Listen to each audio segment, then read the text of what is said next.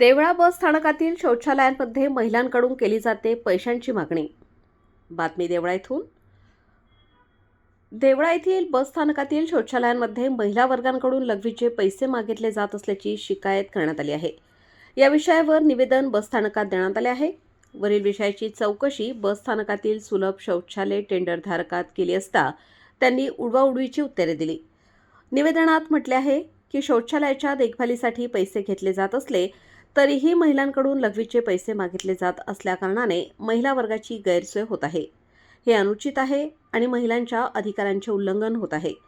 सदर शौचालय चालकास विचारपूस केली असता मला दिवसाला 450 रुपये रोजची पावती टेंडर मालकाच्या नावे जमा ठेवावी लागते।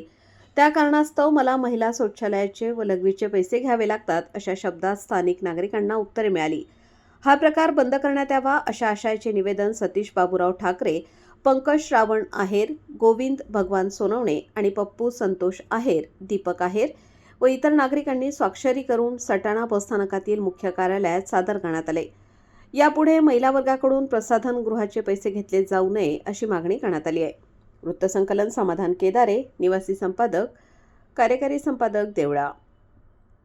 5 रुपये तुम्हाला कोणी घ्यायला मालकाने घ्यायला मला काय म्हणतो 5 रुपये घ्यायचे।